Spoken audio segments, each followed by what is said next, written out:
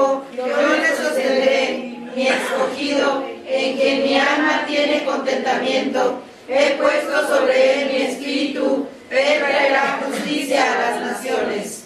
No gritará, ni alzará su voz, ni dará oír en las calles. No quebrará la caña cascada, ni apagará el pañuelo de humedad. Por medio de la verdad traerá justicia. No se cansará ni desmayará hasta que establezca en la tierra justicia, y las costas esperarán su ley. Así dice Jehová Dios, creador de los cielos, y el que los despliega, y el que extiende la tierra y sus productos, el que da aliento al pueblo que mora sobre ella, y espíritu a los que por ella andan. Yo Jehová te he llamado en justicia, y te sostendré por la mano, te guardaré, te pondré por pacto al pueblo, por luz de las naciones. Para que abras los ojos de los ciegos, para que saques de la cárcel a los presos, y de casa de prisión a los que moran en tinieblas. Yo Jehová, este es mi nombre, y a otro no daré mi gloria, ni mi alabanza a esculturas. He aquí se cumplieron las cosas primeras, y yo anuncio cosas nuevas. Antes que salgan a la luz, yo daré glorias. Cantad a Jehová un nuevo cántico, su alabanza desde el fin de la tierra, los que descendéis al mar y cuanto hay en él, las costas y los moradores de ellas. Alce la voz del desierto y sus ciudades, las aldeas donde habita Sedar. Canten los moradores de Sela, y desde la cumbre de los montes den voces de júbilo. Den gloria a Jehová, y anuncien sus dolores en las costas. Jehová saldrá como gigante, y como hombre de guerra despertará celo. Gritará, voceará, se esforzará sobre sus enemigos. El Antiguo Testamento, que tienen que ver con el Mesías prometido al pueblo de Dios.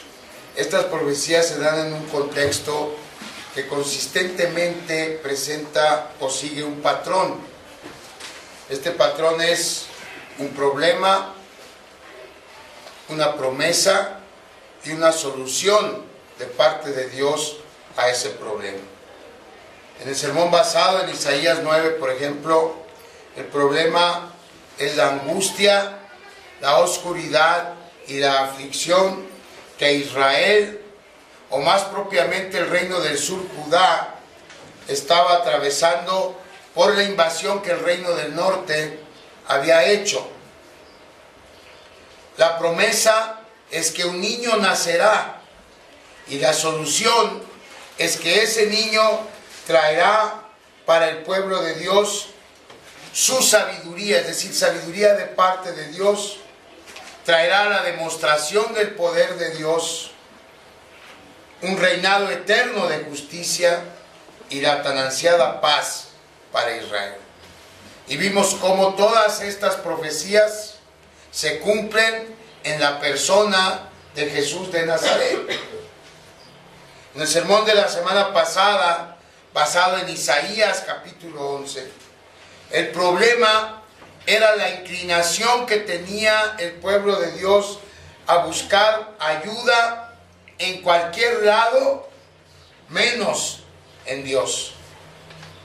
La promesa es un vástago del trono de Isaí, y la solución será que Dios va a ayudar a su pueblo usando el medio más improbable y más sorprendente de todos, usando la figura de un bosque reducido a troncos, ¿recuerdan? Estos troncos representando al reino de Asiria, a quien el rey Acaz había acudido en busca de ayuda y que terminó traicionando al rey Acaz e invadiendo Judá. Ese reino de Asiria son representados en Isaías 10, 34, 33 y 34 por esos troncos, o por ese bosque reducido a troncos caídos. Y en medio de esos troncos, Dios promete la ayuda para su pueblo mediante un vástago. una rama recién nacida del linaje de Isaí.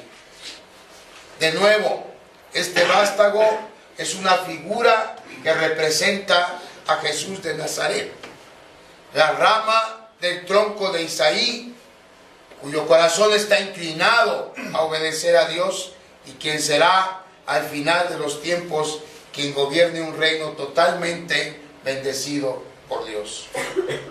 Así pues, vemos que este patrón se repite en el contexto que las profecías acerca del Señor Jesús son pronunciadas. En este contexto, o cuando las profecías acerca del Señor Jesús son pronunciadas, siempre hay este contexto histórico, un problema por el cual atraviesa el pueblo de Dios, una promesa de parte de Dios y una solución por parte de Dios a ese problema de su pueblo. Vamos a orar antes de seguir, porque este patrón lo vamos a seguir viendo en el pasaje de hoy. Dijimos entonces, las profecías acerca de Jesús en el Antiguo Testamento y más propiamente o más específicamente en el libro de Isaías se dan en un contexto que sigue el patrón problema, promesa, solución. ¿Cuál es el problema en el contexto de esta nueva profecía, la que Isaías pronuncia en el capítulo 42 que acabamos de leer? Para entender cuál es el contexto puede ayudarnos la primera expresión del capítulo 42. Capítulo 42 de Isaías, versículo 1 inicia: he aquí. Y esa misma expresión, he aquí, se menciona dos veces en el contexto inmediato anterior, es decir, en el capítulo 41 de Isaías. Primero en el versículo 24, luego en el versículo 29. Fíjese, en el versículo 24 dice: he aquí que vosotros sois nada, y vuestras obras vanidad. Abominación es el que os escogió. Luego el 29 otra vez: he aquí, todos son vanidad, y las obras de ellos nada. Viento y vanidad son sus imágenes fundidas. En ambos casos, en el versículo 24 y en el versículo 29, Dios, a través de su profeta, está acusando al pueblo de Israel de idolatría. Y está retando a los falsos dioses en quienes el pueblo de Israel había puesto su confianza.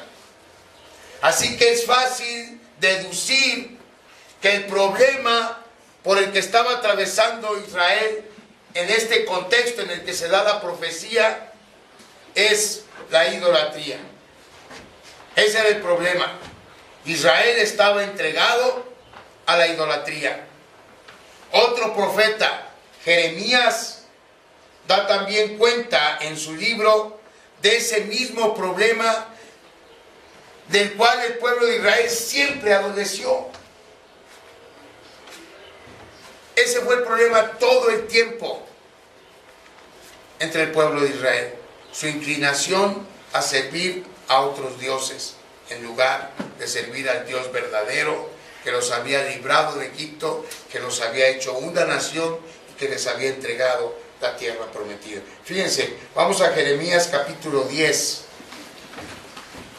Ahí en el versículo 14, Jeremías denuncia exactamente el mismo problema. Dice: todo hombre se embrutece y le falta ciencia. Se avergüenza de su ídolo todo fundidor, porque mentirosa es su obra de fundición y no hay espíritu en ella. Vanidad son, obra vana, al tiempo de su castigo perecerán. No es así la porción de Jacob, porque él es el hacedor de todo.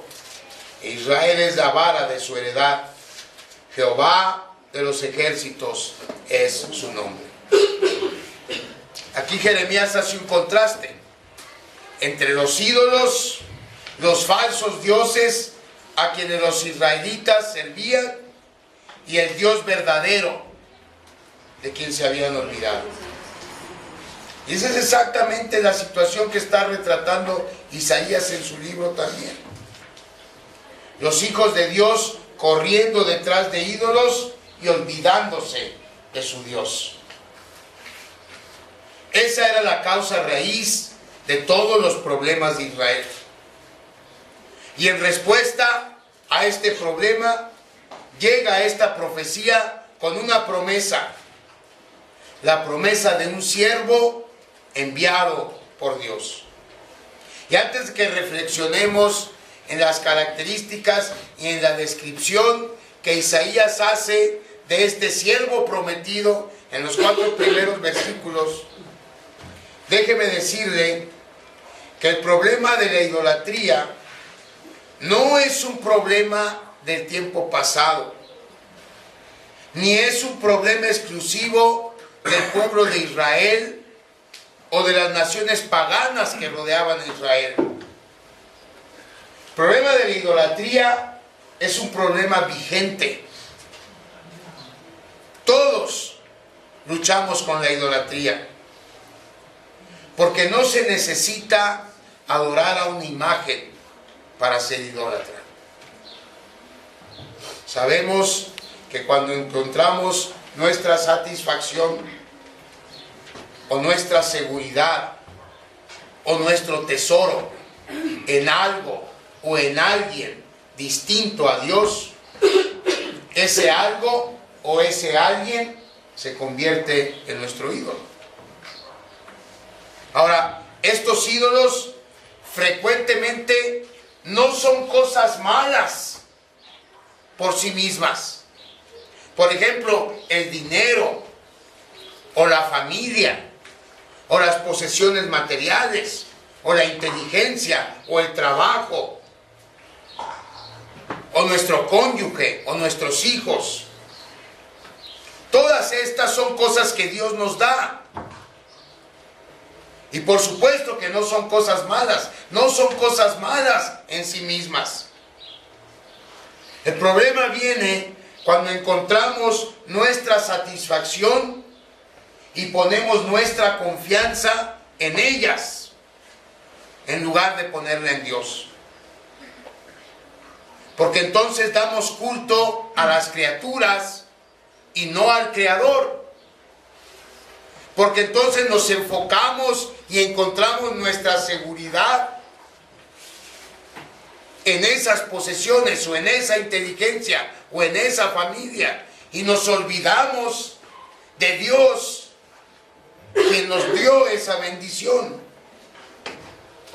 Y eso, mis amados hermanos, nos convierte en idólatras. Así que vemos que el problema que Israel tenía es un problema que tenemos nosotros hoy. Así que Isaías pone el dedo en una llaga que nos duele a todos.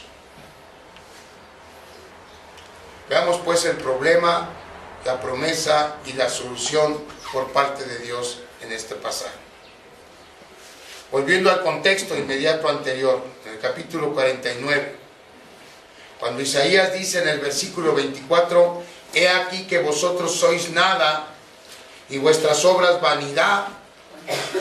Y luego en el 29, he aquí todos son vanidad y las obras de ellos nada. Isaías se está refiriendo a los ídolos. Isaías usa la expresión he aquí para referirse al problema. Quiere